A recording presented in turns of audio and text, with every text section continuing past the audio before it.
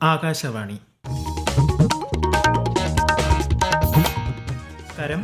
പ്രാദേശിക വാർത്തകൾ വായിക്കുന്നത് ഹരിഷ്ണ.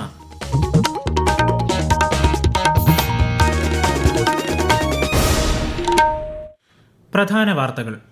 പാർലമെന്റിന്റെ ബജറ്റ് സമ്മേളനത്തിന് രാഷ്ട്രപതി ദ്രൗപദി മുർമുവിന്റെ നയപ്രഖ്യാപന പ്രസംഗത്തോടെ തുടക്കമായി. കഴിഞ്ഞ 11 വർഷത്തിനിടയിൽ എല്ലാ മേഖലകളിലും ഇന്ത്യ മികവുറ്റ വളർച്ച കൈവരിച്ചതായി രാഷ്ട്രപതി. രാജ്യത്ത് സാമൂഹിക നീതി ഉറപ്പാക്കാൻ കേന്ദ്ര സർക്കാർ പ്രതിജ്ഞാബദ്ധമാണെന്ന് നയപ്രഖ്യാപന പ്രസംഗത്തിൽ രാഷ്ട്രപതി. പ്രഗതി സംരംഭം സുപ്രധാന നാഴികക്കല്ലാണെന്നും പരാമർശം. മഹാരാഷ്ട്രയിലെ ബാരാമതിയിലുണ്ടായ വിമാനാപകടത്തിൽ മഹാരാഷ്ട്ര ഉപമുഖ്യമന്ത്രി അജിത് പവാർ മരണമടഞ്ഞു. അനുശോചനം രേഖപ്പെടുത്തി രാഷ്ട്രപതി, പ്രധാനമന്ത്രി ഉൾപ്പെടെ പ്രമുഖർ. വിളപ്പിൽശാല ആശുപത്രിയിൽ ചികിത്സ കിട്ടാതെ രോഗി മരിച്ച സംഭവത്തിൽ പ്രതിപക്ഷത്തിന്റെ അടിയന്തര പ്രമേയത്തിന്മേൽ നിയമസഭയിൽ ചർച്ച ആരംഭിച്ചു.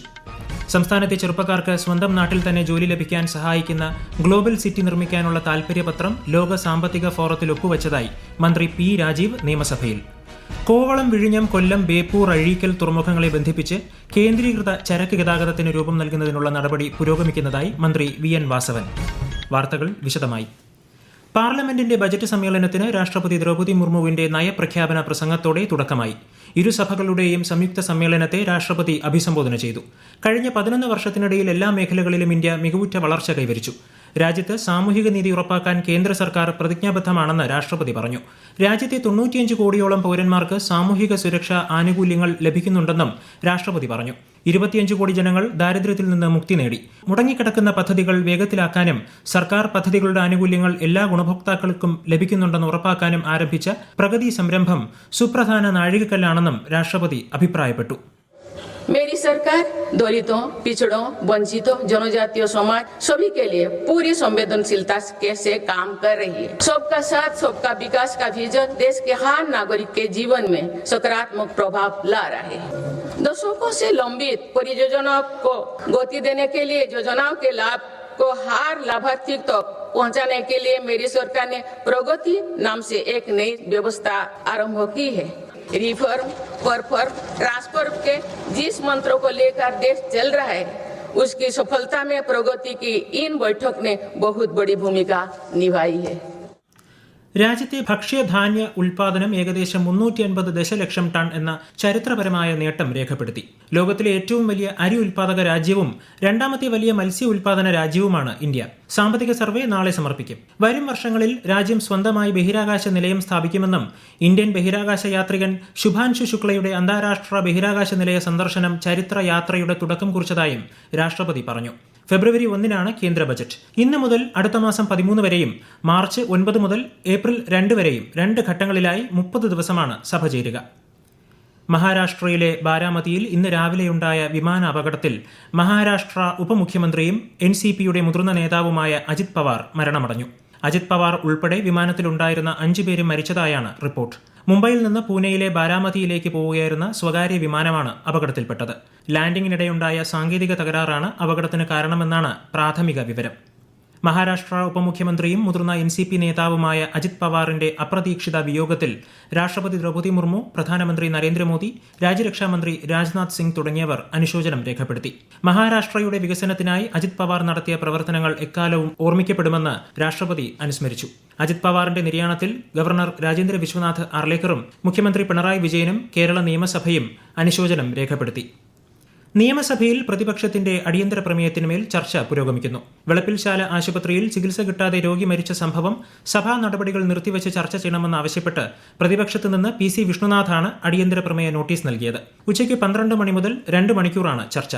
വിഷയത്തിൽ ചർച്ച നടത്താൻ തയ്യാറാണെന്ന് മന്ത്രി വീണ ജോർജ് സഭയെ അറിയിക്കുകയായിരുന്നു. നിയമസഭയിൽ ഇന്ന് ഗവർണറുടെ നയപ്രഖ്യാപന പ്രസംഗത്തിന്മേലുള്ള നന്ദി പ്രമേയത്തിൽ ചർച്ച തുടരും. നാളെ ധനമന്ത്രി KN ബാലഗോപാൽ 2026-27 സാമ്പത്തിക വർഷത്തേക്കുള്ള സംസ്ഥാന ബജറ്റ് അവതരിപ്പിക്കും. തിങ്കളാഴ്ച മുതൽ ബജറ്റിന്മേലുള്ള പൊതുചർച്ച ആരംഭിക്കും. ലോക സാമ്പത്തിക ഫോറത്തിൽ 1,18,000 കോടി രൂപയുടെ താൽപര്യപത്രം ഒപ്പുവച്ചതായി മന്ത്രി പി രാജീവ്. നിയമസഭയിൽ ചോദ്യോത്തരവേളയിലാണ് അദ്ദേഹം ഇക്കാര്യം വ്യക്തമാക്കിയത്. ലോകത്തിലെ ഏറ്റവും വലിയ ആഗോള ശേഷി കേന്ദ്ര നിർമ്മാതാക്കളായ ANSR തിരുവനന്തപുരത്തും കൊച്ചിയിലും കോഴിക്കോടും ഗ്ലോബൽ സിറ്റി നിർമ്മിക്കാനുള്ള താൽപര്യപത്രവും ഒപ്പുവച്ചു. ഇതിലൂടെ സംസ്ഥാനത്തെ ചെറുപ്പക്കാർക്ക് സ്വന്തം നാട്ടിൽ തന്നെ ജോലി ലഭിക്കാൻ സാധിക്കുമെന്നും മന്ത്രി പറഞ്ഞു. ലോകത്തിലെ ഏറ്റവും വലിയ GCC നിർമ്മാതാക്കളാണ്. ANSR അവര് 2 ഗ്ലോബൽ സിറ്റി തിരുവനന്തപുരത്തും മറ്റൊന്ന് കൊച്ചിയിലും അടുത്ത ഘട്ടമായി കോഴിക്കോടും ഗ്ലോബൽ സിറ്റി നിർമ്മിക്കുന്നതിനുള്ള താല്പര്യപത്രം ഒപ്പുവെച്ചിട്ടുണ്ട്. നമ്മുടെ ചെറുപ്പക്കാർക്ക് ഇവിടെ തന്നെ ജോലി ലഭിക്കാൻ അത് സഹായകരമായിരിക്കും എന്നാണ് പ്രതീക്ഷിക്കുന്നത്. കോവളം, വിഴിഞ്ഞം, കൊല്ലം, ബേപ്പൂർ, അഴീക്കൽ തുറമുഖങ്ങളെ ബന്ധിപ്പിച്ചുകൊണ്ട് കേന്ദ്രീകൃത ചരക്ക് ഗതാഗതത്തിന് രൂപം നൽകുന്നതിനുള്ള നടപടിക്രമങ്ങൾ പുരോഗമിക്കുന്നതായി മന്ത്രി VN വാസവൻ നിയമസഭയിൽ പറഞ്ഞു. വിഴിഞ്ഞം തുറമുഖവുമായി ബന്ധപ്പെട്ട് ലോജിസ്റ്റിക്സ് പാർക്ക് നിർമ്മിക്കാനുള്ള നടപടികൾ പുരോഗമിക്കുന്നതായും മന്ത്രി പറഞ്ഞു. ഈ വാർത്തകൾ ആകാശവാണിയിൽ നിന്ന്. ആകാശവാണി വാർത്തകളും വാർത്താ അധിഷ്ഠിത പരിപാടികളും all India radio news Thiruvananthapuram YouTube ചാനലിലും @all India radio news Thiruvananthapuram Facebook പേജിലും AIR ന്യൂസ് _ ഇൻസ്റ്റഗ്രാം അക്കൌണ്ടിലും @AIR ന്യൂസ് _ TVM X ഹാൻഡിലും ലഭ്യമാണ്. ഇന്ത്യയും യൂറോപ്യൻ യൂണിയനും തമ്മിലുള്ള ചരിത്രപരമായ ബന്ധത്തിന് സുപ്രധാന നാഴികക്കല്ലായ സ്വതന്ത്ര വ്യാപാര കരാറിൽ ഇരുപക്ഷവും ഒപ്പുവച്ചു. സ്വതന്ത്ര വ്യാപാര കരാറിലൂടെ ഇന്ത്യയിൽ തൊഴിൽ പ്രാധാന്യമുള്ള മേഖലകൾക്ക് യൂറോപ്യൻ വിപണികൾ തുറക്കും. കരാർ ഇന്ത്യൻ വ്യവസായത്തിന് വലിയ തോതിൽ ഗുണം ചെയ്യുമെന്ന് വ്യവസായ സംഘടനകൾ അഭിപ്രായപ്പെട്ടു. രാജ്യത്ത് സമയബന്ധിതമായ പദ്ധതി നിർവഹണം ഉറപ്പാക്കുന്നതിന് 2015 പ്രധാനമന്ത്രി നരേന്ദ്രമോദി തുടക്കം കുറിച്ച പ്രഗതി സംരംഭം 50ാമത് അവലോകന യോഗമെന്ന സുപ്രധാന നാഴികക്കല്ല് പിന്നിട്ടു. ഉത്തർപ്രദേശിലെ ചക്കേരി അലഹബാദ് ദേശീയപാത വികസന പദ്ധതിയുടെ വിജയം പ്രഗതി സംരംഭത്തിന്റെ ഫലപ്രാപ്തിയുടെ മികച്ച ഉദാഹരണങ്ങളിൽ ഒന്നാണ്. ഒരു report. Delhi Kolkata golden quadrilateral പാതയുടെ ഭാഗമായ 145 കിലോമീറ്റർ ദൈർഘ്യമുള്ള 6 വരി പാതയാണിത്. സ്ഥലമേറ്റെടുപ്പ്, വനം പരിസ്ഥിതി അനുമതികൾ, നഷ്ടപരിഹാര വിതരണം എന്നിവയുമായി ബന്ധപ്പെട്ട് പദ്ധതി വലിയ പ്രതിസന്ധി നേരിട്ടിരുന്നു. എന്നാൽ 2019 ജൂലൈയിൽ പ്രധാനമന്ത്രി നരേന്ദ്രമോദി നേരിട്ട് നടത്തിയ അവലോകനത്തിലൂടെ തടസ്സങ്ങൾ നീക്കാൻ കർശന നിർദ്ദേശം നൽകുകയും സംസ്ഥാന സർക്കാരിന്റെയും കേന്ദ്ര ഹൈവേ മന്ത്രാലയത്തിന്റെയും ഏകോപനം ഉറപ്പാക്കുകയും ചെയ്തു. 4850 കോടിയിലധികം രൂപ ചെലവിൽ നിർമ്മാണം പൂർത്തിയാക്കിയ പാത 2024 ഓഗസ്റ്റിൽ കമ്മീഷൻ ചെയ്തു. News desk, Akashvani. ലോക കേരള സഭയുടെ 5ാം സമ്മേളനം നാളെ മുതൽ ഞായറാഴ്ച വരെ തിരുവനന്തപുരത്ത് സംഘടിപ്പിക്കുമെന്ന് സ്പീക്കർ AN ഷംസീർ.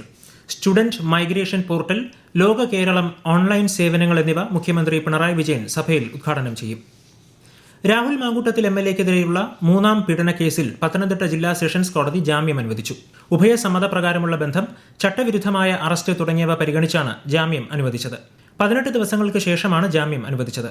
അതേസമയം രാഹുൽ മാങ്കൂട്ടത്തിലിനെതിരെ ചുമത്തിയ ആദ്യ ബലാത്സംഗ കേസിലെ മുൻകൂർ ജാമ്യാപേക്ഷ ഇന്ന് ഹൈക്കോടതി പരിഗണിക്കും. സ്വാതന്ത്ര്യസമര സേനാനി ലാലാ ലജ്പത് റായിയുടെ ജന്മവാർഷികത്തിൽ പ്രധാനമന്ത്രി നരേന്ദ്രമോദിയും കേന്ദ്ര ആഭ്യന്തരമന്ത്രി അമിത്ഷായും ശ്രദ്ധാഞ്ജലി അർപ്പിച്ചു. ലാലാ ലജ്പത് റായിയെ മാതൃഭൂമിയുടെ അമരപുത്രനെന്ന് വിശേഷിപ്പിച്ച പ്രധാനമന്ത്രി രാജ്യത്തെ അടിമത്തത്തിൽ നിന്ന് മോചിപ്പിക്കാനായി അദ്ദേഹം സർവസ്വവും സമർപ്പിച്ചുവെന്ന് അനുസ്മരിച്ചു. SIR-ന്റെ വിവിധ പ്രവർത്തനങ്ങൾ വിലയിരുത്തുന്നതിനായി മുഖ്യ തിരഞ്ഞെടുപ്പ് ഓഫീസർ രത്തൻ U. കേൽക്കർ ജില്ലാ കളക്ടർമാരുമായും ERO-മാരുമായും കൂടിക്കാഴ്ച നടത്തി. രാഷ്ട്രീയ പാർട്ടികൾ നിയമിച്ച ബൂത്ത് തല ഏജന്റുമാരുടെയും അവർ സമർപ്പിക്കുന്ന ഫോമുകളുടെയും കൃത്യമായ എണ്ണം ലഭ്യമാക്കാൻ ERO-മാർക്കും ഇലക്ഷൻ ഡെപ്യൂട്ടി കളക്ടർമാർക്കും കർശന നിർദ്ദേശം നൽകി. ശബരിമല സ്വർണ്ണ അപഹരണ കേസിൽ തന്ത്രി കണ്ഠരര് രാജീവരുടെ ജാമ്യ ഹർജി പരിഗണിക്കുന്നത് തിങ്കളാഴ്ചത്തേക്ക് മാറ്റി. തന്ത്രിക്ക് വേണ്ടി മുതിർന്ന അഭിഭാഷകൻ B. രാമൻപിള്ള വീഡിയോ കോൺഫറൻസിലൂടെ ഹാജരായി. ജാമ്യ ഹർജിയിൽ കൊല്ലം വിജിലൻസ് കോടതി തിങ്കളാഴ്ച വാദം കേൾക്കും. സന്തോഷ് ട്രോഫി ഫുട്ബോളിൽ ഗ്രൂപ്പ് തല മത്സരത്തിൽ നാളെ കേരളം മേഘാലയയെ നേരിടും. ഉച്ചതിരിഞ്ഞ് 2 മണിക്കാണ് മത്സരം. ഗ്രൂപ്പ് ബിയിൽ 7 പോയിന്റുമായി കേരളമാണ് മുന്നിൽ. അണ്ടർ-19 പുരുഷ ഏകദിന ലോകകപ്പ് ക്രിക്കറ്റിൽ ഓസ്ട്രേലിയ വെസ്റ്റ് ഇൻഡീസ് മത്സരം അല്പസമയത്തിനകം ആരംഭിക്കും. ഇന്നലെ നടന്ന മത്സരത്തിൽ ആതിഥേയരായ സിംബാബ്വെയെ പരാജയപ്പെടുത്തി ഇന്ത്യ ഗ്രൂപ്പ് 2 പോയിന്റ് പട്ടികയിൽ ഒന്നാമതെത്തി. ഞായറാഴ്ച നടക്കുന്ന അടുത്ത മത്സരത്തിൽ ഇന്ത്യ പാകിസ്ഥാനെ നേരിടും. പ്രധാന വാർത്തകൾ വീണ്ടും. പാർലമെന്റിന്റെ ബജറ്റ് സമ്മേളനത്തിന് രാഷ്ട്രപതി ദ്രൗപദി മുർമുവിന്റെ നയപ്രഖ്യാപന പ്രസംഗത്തോടെ തുടക്കമായി. കഴിഞ്ഞ 11 വർഷത്തിനിടയിൽ എല്ലാ മേഖലകളിലും ഇന്ത്യ മികവുറ്റ വളർച്ച കൈവരിച്ചതായി രാഷ്ട്രപതി. രാജ്യത്ത് സാമൂഹിക നീതി ഉറപ്പാക്കാൻ കേന്ദ്ര സർക്കാർ പ്രതിജ്ഞാബദ്ധമാണെന്ന് നയപ്രഖ്യാപന പ്രസംഗത്തിൽ രാഷ്ട്രപതി. പ്രഗതി സംരംഭം സുപ്രധാന നാഴികക്കല്ലാണെന്നും പരാമർശം. മഹാരാഷ്ട്രയിലെ ബാരാമതിയിലുണ്ടായ വിമാനാപകടത്തിൽ മഹാരാഷ്ട്ര ഉപമുഖ്യമന്ത്രി അജിത് പവാർ മരണമടഞ്ഞു. അനുശോചനം രേഖപ്പെടുത്തി രാഷ്ട്രപതി, പ്രധാനമന്ത്രി ഉൾപ്പെടെ പ്രമുഖർ. വെളപ്പിൽശാല ആശുപത്രിയിൽ ചികിത്സ കിട്ടാതെ രോഗി മരിച്ച സംഭവത്തിൽ പ്രതിപക്ഷത്തിന്റെ അടിയന്തര പ്രമേയത്തിന്മേൽ നിയമസഭയിൽ ചർച്ച ആരംഭിച്ചു. സംസ്ഥാനത്തെ ചെറുപ്പക്കാർക്ക് സ്വന്തം നാട്ടിൽ തന്നെ ജോലി ലഭിക്കാൻ സഹായിക്കുന്ന ഗ്ലോബൽ സിറ്റി നിർമ്മിക്കാനുള്ള താൽപര്യപത്രം ലോക സാമ്പത്തിക ഫോറത്തിൽ ഒപ്പുവച്ചതായി മന്ത്രി P. രാജീവ് നിയമസഭയിൽ. കോവളം, വിഴിഞ്ഞം, കൊല്ലം, ബേപ്പൂർ, അഴീക്കൽ തുറമുഖങ്ങളെ ബന്ധിപ്പിച്ച് കേന്ദ്രീകൃത ചരക്ക് ഗതാഗതത്തിന് രൂപം നൽകുന്നതിനുള്ള നടപടി പുരോഗമിക്കുന്നതായി മന്ത്രി VN വാസവൻ. പ്രാദേശിക വാർത്തകൾ കഴിഞ്ഞു. അടുത്ത വാർത്താ പ്രക്ഷേപണം 12:50.